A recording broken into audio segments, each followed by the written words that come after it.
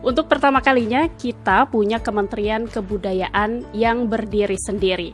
Lalu muncul optimisme bahwa akan menjadikan Indonesia sebagai ibu kota budaya dunia. Tapi seperti apa caranya?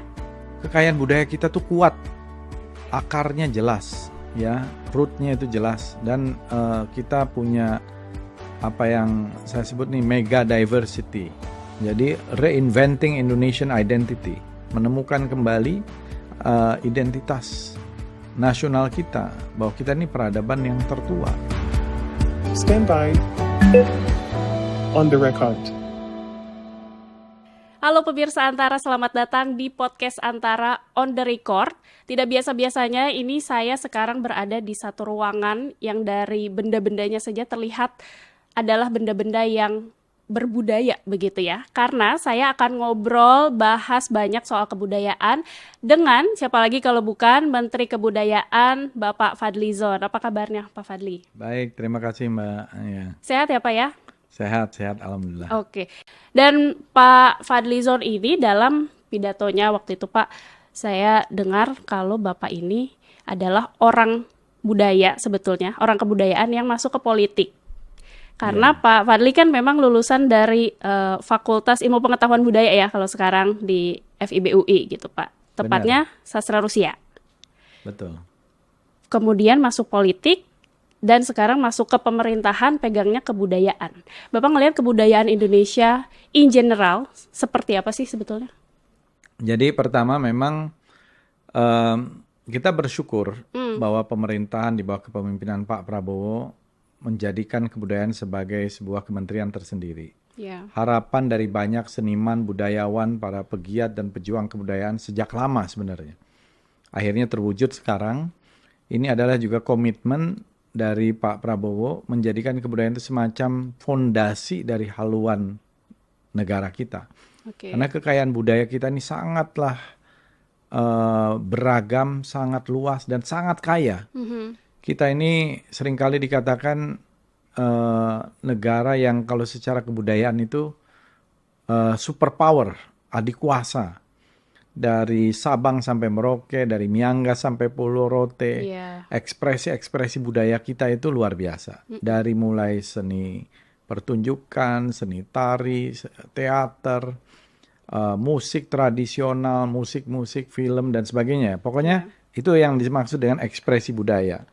Belum lagi peninggalan-peninggalan, warisan-warisan budaya yang tangible maupun yang intangible. Benda dan tak benda gitu benda dan tak benda yang luar biasa, yang sekarang sudah kita kumpulkan jumlahnya secara nasional itu 2.213 intangible cultural heritage. Dan alhamdulillah sekarang yang terdaftar di UNESCO dari yang tadinya 13 per tanggal atau minggu pertama Desember ini tambah lagi 3, yaitu Reok Ponorogo, kemudian Kebaya, dan juga musik Kolintang. Nah, ini menambah satu acknowledgement, inskripsi terhadap budaya kita sebagai warisan budaya tak benda dunia.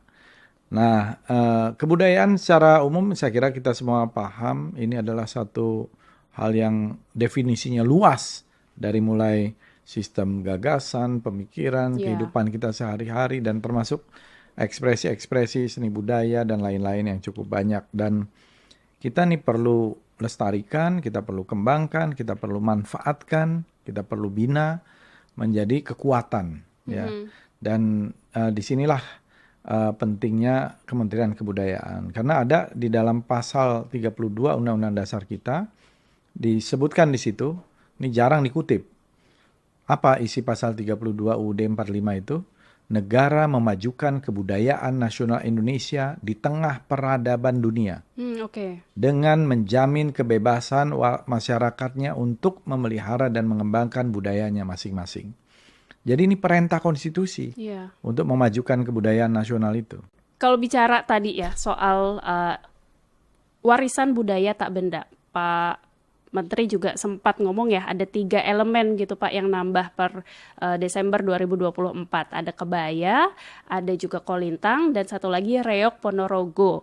Itu kan juga pasti perjalanannya nggak singkat ya Pak ya? Iya. Kalau bisa diceritain gimana sih Pak? Jadi begini, memang dulu yang pertama kali didaftarkan, waktu itu belum menjadi Intangible Cultural Heritage, dulu namanya masih Masterpiece of Oral Tradition and Intangible Heritage of Humanity.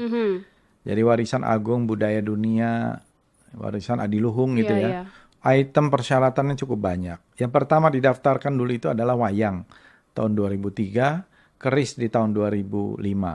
Kemudian berubah aturannya di UNESCO, syaratnya lebih mudah. Nah, didaftarkan ulang lah wayang jadi tahun 2008. Kemudian keris, lalu ada batik, ada angklung, ada gamelan, ada pantun, pinisi, tari Bali, saman, sampai yang akhirnya tahun lalu adalah jamu. 13. Nah, tentu ya yang namanya UNESCO juga punya keterbatasan, mereka punya evaluating body namanya gitu ya, komite yang melakukan verifikasi terhadap budaya-budaya ini. Akhirnya dibatasi setiap negara itu hanya bisa mendaftarkan satu Intangible Cultural Heritage setiap 2 tahun. Nah, makanya kita juga diberikan kesempatan untuk sama-sama dengan beberapa negara lain. Namanya joint nomination atau representative list dari sejumlah negara, 2 negara atau lebih dan sebagainya. Seperti yang kita lakukan dalam hal ini dengan kebaya dan juga dengan kolintang. Selain itu, ya kita majukan juga reok dalam rangka untuk penyelamatan, pemeliharaan dan juga safeguarding gitu ya. Karena budaya reok ini juga budaya yang sangat penting bagi kita. Dan alhamdulillah ketiganya kemudian diakreditasi atau inskripsi. Ya terakhir untuk wayang nih, reok yang pertama tanggal 3, kemudian kebaya tanggal 4, dan kolintang tanggal 5, nanti tanggal 5 malam waktu Indonesia bagian Barat. Untuk yang kebaya, ini kan dari nominasi bersama 5 negara ya Pak. Ada Indonesia, Malaysia, Singapura, Brunei, Thailand, dan satu lagi Thailand gitu ya. Kalau kita lihat ini secara teknis kan karena misalnya dalam 2 tahun kata Pak Menteri tadi kita hanya bisa mengajukan 1 begitu, makanya ada perlu joint nomination. Tapi secara alasan kebudayaan, ini walaupun memang root-nya mungkin sama gitu ya Pak, dari Melayu misalkan seperti itu. Tapi kalau kita bahasnya dengan kita kan sempat juga nih Pak mengalami ada klaim-klaim dari negara tetangga gitu ya mengenai adat kebudayaan Indonesia gitu, dan kita merasa kayaknya itu punya Indonesia deh gitu. Negara tetangga juga bilang itu punya negara kami deh. Sebenarnya kalau untuk menyikapi hal seperti itu kita mesti kayak gimana sih Pak? Ya menurut saya kita perlu menyikapinya tentu dengan positif aja. Artinya gini, kekayaan budaya kita tuh kuat. Akarnya jelas, ya, rootnya itu jelas, dan kita punya apa yang saya sebut nih mega diversity. Memang itu entitasnya ada di kita kok. Tetapi karena jumlah penduduk kita ini banyak, sekarang ini 280 juta, dan banyak yang bermigrasi juga ke negara-negara tetangga kita, wajarlah kalau mereka juga membawa budayanya. Jadi kalau ada yang membawa misalnya wayang sampai di Malaysia, wajar ya, itu pasti orang Jawa yang di Malaysia gitu ya. Atau keris ya, walaupun itu keris udah pasti dari kita gitu ya. Tetapi ada orang-orang dari Jawa, dari Sumatera, dari Bugis, Makassar atau Bali, Lombok, itu juga membawa budayanya ke sana. Ya, karena itu kan banyak juga keturunan dari Indonesia. Keturunan kita di Afrika Selatan aja ada 2,7 juta. Banyak Pak. Ya di Cape Malay, di Cape Town, kemudian di Suriname, di mana-mana. Ya sebenarnya bahkan nenek moyang orang Maori Aborigin itu juga menurut sejarahnya bisa saja dari kepulauan-kepulauan di Nusantara. Saya pernah lihat itu di Museum Rotorua di Selandia Baru, ya, dan juga banyak di negara-negara Pasifik itu juga banyak dari kita, migrasi dari kita. Kita ini kebudayaan yang tua. Jadi Indonesia ini kebudayaannya sangat tua. Banyak ditemukan lukisan-lukisan purba, umurnya 50-an ribu tahun. Dulu zaman Belanda hanya dibilang 5.000 tahun. Dengan ditemukannya teknologi yang lebih canggih, carbon dating dan lain-lain, akhirnya para ilmuwan sepakat seperti yang di Gua Leang-Leang itu umurnya 52.000 tahun sekarang ini. Dulu 10 tahun lalu masih dibilang 40.000 tahun. Sekarang 52.000 tahun. Ini mengalahkan yang tertua dulu di Perancis, di Spanyol atau di beberapa negara lain. Hanya 30 ribuan tahun. Kita ini sudah 52.000 tahun. Tertua. Nggak ada yang mengalahkan kita. Nah, belum lagi yang lebih tua lagi di era prasejarah. Yang umurnya jutaan tahun. Kita ini punya penemuan Meganthropus paleojavanicus, Pithecanthropus erectus, Homo erectus. Itu umurnya di atas 1 juta tahun. 1-2 juta tahun. Jadi kita ini peradaban yang tua. Nah, ini yang harus kita jadikan satu fondasi, landasan sebagai identitas kita juga. Jadi reinventing Indonesian identity, menemukan kembali identitas nasional kita, bahwa kita ini peradaban yang tertua. Ya, tertua di dunia menurut saya. Gitu ya. Dan ini sangat penting supaya proses karakter building kita itu lebih akurat, lebih solid, dan membuat, ya kalau kita ini peradaban tertua, orang Indonesia itu lebih percaya diri, tidak minder. Ya, kita kan seringkali karena akibat penjajahan, kolonialisme, itu ada mentalitas kolonial, mentalitas terjajah. Ada inferiority-nya inferiority complex, ada minderwaarde heights complex gitu ya, yang membuat kita ini nggak percaya diri. Lihat bule itu, kita merasa, mereka lebih hebat dari kita. Enggak, kita ini hebat juga. Kekayaan budaya kita ini hebat. Gitu. Modal kebudayaan kita banyak. Itu sudah nggak bisa diragukan lagi lah. Kalau Pak Fadli tadi sempat bicara bahwa Indonesia itu budayanya sudah juga tersebar kemana-mana. Masyarakat kita sudah migrasi ke banyak lokasi di dunia gitu ya. Apakah ini juga jadi salah satu modal untuk kita melakukan diplomasi budaya, menyebarkan lebih budaya Indonesia ini lebih luas lagi gitu, Pak? Iya, dan memang itu perintah konstitusi kan. Tadi negara memajukan kebudayaan nasional Indonesia di tengah peradaban dunia. Jadi kita ini harus berkontribusi untuk peradaban dunia. Dan menurut saya itu banyak nilai-nilai dari budaya kita yang sangat penting sekarang ini. Gotong royong, inklusif, toleransi, ya, nilai-nilai budaya kita tuh luar biasa. Yang nilai-nilai itu mungkin tidak ada di dalam budaya lain. Kolektivisme, ya, bukan individualisme dan sebagainya. Termasuk ya secara ideologis, kemudian dasar negara kita kan Pancasila yang merupakan ya sebuah invention juga dari kearifan-kearifan lokal yang begitu kaya dan begitu banyak dari akarnya budaya kita gitu. Demokrasi kita juga berakar dari budaya kita. Budaya silaturahmi, budaya musyawarah untuk mufakat, dan lain-lain. Jadi banyak nilai-nilai itu yang harus kita diseminasi. Belum lagi yang tadi, termasuk yang modern, pop culture, film, musik, dan sebagainya, yang saya kira kita punya potensi yang sangat besar. Sampai kuliner, dan lain-lain gitu ya. Ekspresi-ekspresi budaya tadi, teater, tari-tarian, musik tradisional atau musik modern. Saya melihat kaya sekali kok. Saya selalu mengatakan di mana-mana, saya keliling 100 negara, tidak ada negara itu yang lebih kaya dari Indonesia dalam soal budaya. Gitu. Karena itu, mungkin inilah saatnya nih Pak, karena kan Kementerian Kebudayaan, kementerian yang berdiri sendiri baru untuk pertama kalinya nih gitu ya. Langkah konkret apa yang sudah disiapkan akan dilakukan ke depan nih untuk menyebarluaskan budaya Indonesia lebih jauh lagi ke seluruh dunia?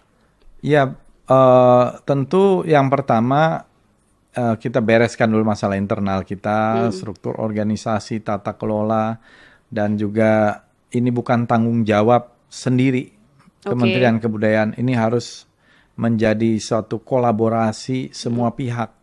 Dengan jadi pemerintah, swasta, pemerintah provinsi, kabupaten, kota, dan juga individu-individu, para pegiat kebudayaan, para pejuang kebudayaan. Ini harus kerja bersama, kolaborasi, sinergi, sehingga menjadikan kebudayaan kita ini hadir di semua lini, ya, dan juga menjadi bagian dari satu fondasi yang mewarnai segala macam aktivitas. Dan inilah yang akan kita lakukan. Artinya masyarakat, pelaku budaya juga kan pastinya harus diajak buat ikut terlibat ya Pak ya dalam pemajuan ini. Sejauh ini aspirasi yang Kementerian Kebudayaan dapatkan dari ngobrol-ngobrol sama para pelaku budaya itu sejauh ini seperti apa sih Pak? Banyak, kita udah membiasakan ya, saya minta ada semacam informal breakfast meeting. Makan pagi bareng atau ngopi bareng, ngopi pagi, kita istilahkan ngopi pagi bersama insan perfilman, ngopi santai dengan insan musik, dengan para pegiat dan aktivis kebudayaan. Ini sudah beberapa kali kita adakan. Kita di situ sambil menyerap aspirasi, sambil mengetahui masalah-masalah apa yang dihadapi, supaya kita benahi nih untuk ekosistem film seperti apa, ekosistem musik, ekosistem di seni pertunjukan, teater, tari, mungkin di kalangan sastra dan sebagainya. Jadi seni rupa juga demikian. Jadi kita bisa menyelesaikan apa kendala-kendalanya, apa masalah-masalahnya. Dan sejauh ini saya kira berjalan cukup lancar. Ya, misalnya dalam persoalan film. Film Indonesia sekarang bagus. Menjadi tuan rumah di negeri sendiri. Betul. Penontonnya lebih dari 72 juta, mungkin bentar lagi 80 juta. Untuk pertama kalinya mencapai rekor selama Indonesia merdeka. Kemudian lebih banyak film-film Indonesia dibanding film-film import. Apa masalahnya? Kekurangan layar.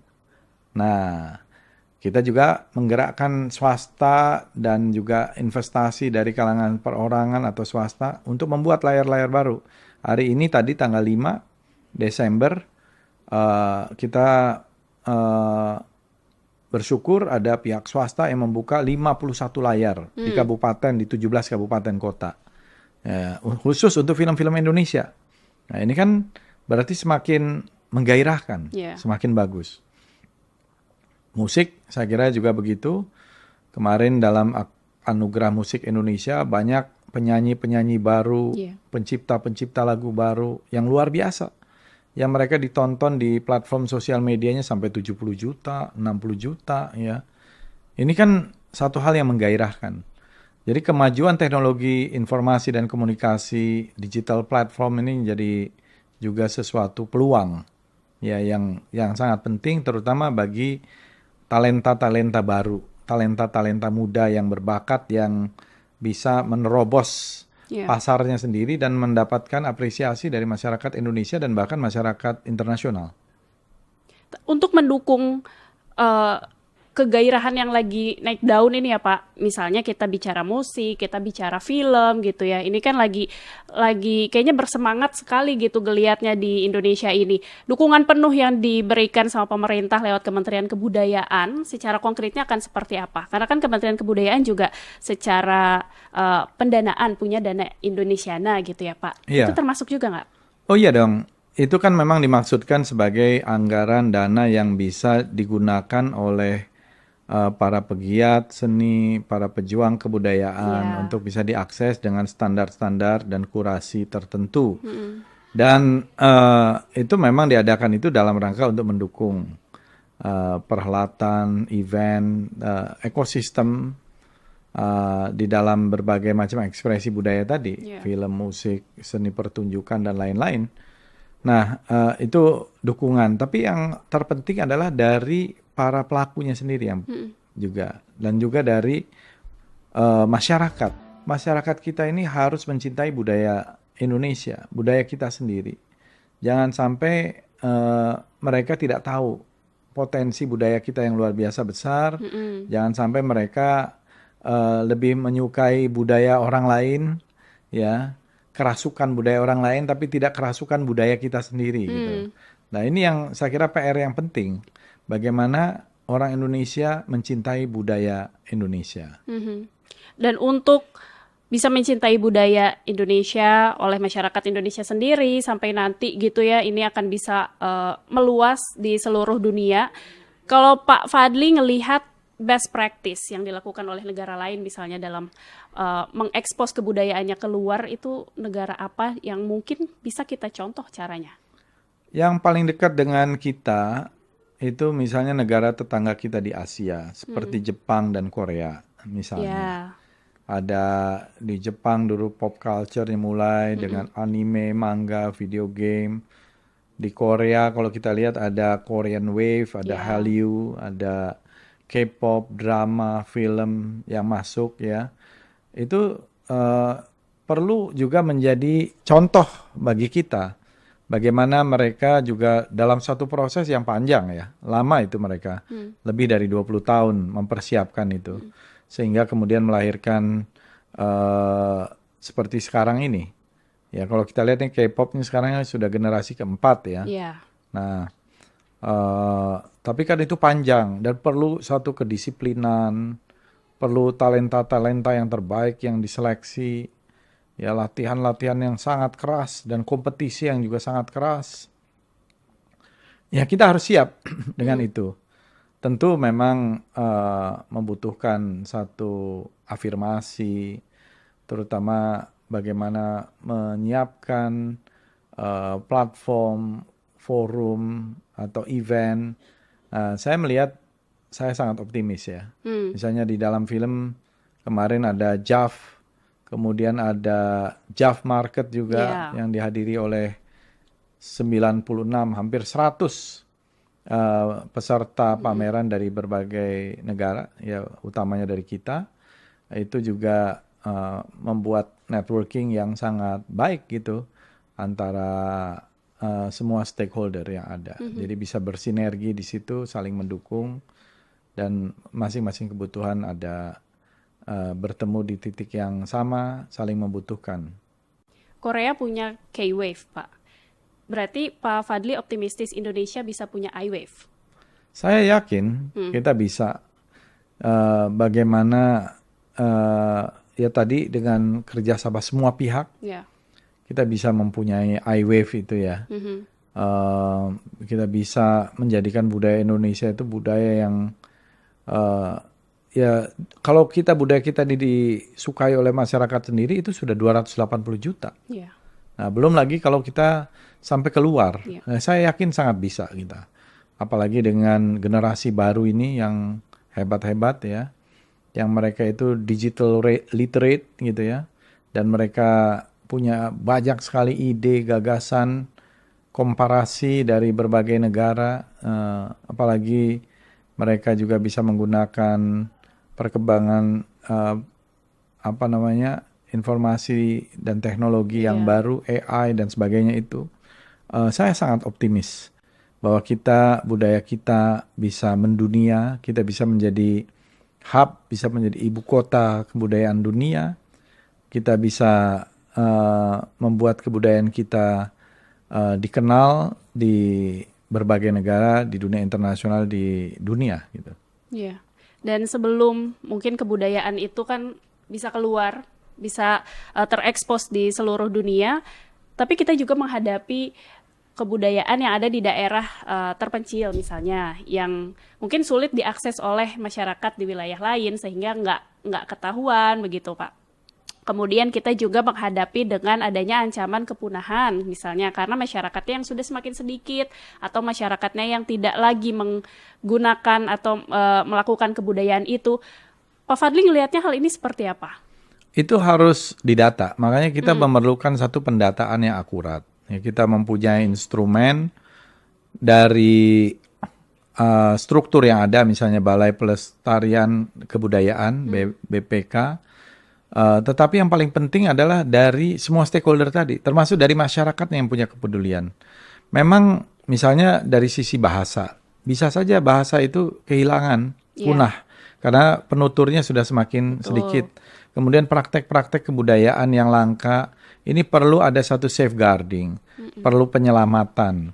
Ya, misalnya terutama di dalam tradisi lisan. Ya, kalau di Jawa Barat itu misalnya apa ya, Jangjawokan atau apa. Kemudian kalau kita lihat misalnya arsitektur, saya bahkan membuat satu revitalisasi terhadap arsitektur rumah-rumah bambu Sunda yang sudah punah ya. Yang tipe-tipenya itu mengikuti binatang, misalnya badak heai, tagog anjing, siriteweul, ya, panglong jajar, jalopong dan lain-lain, itu udah tipe-tipe rumah Sunda yang dari bambu yang sudah punah, tapi kita hidupkan lagi gitu. Nah, ini bagian dari sebuah pelestarian dan juga pemanfaatan yang memang budaya kita tuh selalu dekat dengan alam, gitu ya, yang tidak bisa dipisahkan dari alam kita. Dan kalau untuk melihat pelestarian itu ya Pak, masyarakat sejauh ini animonya gimana Pak?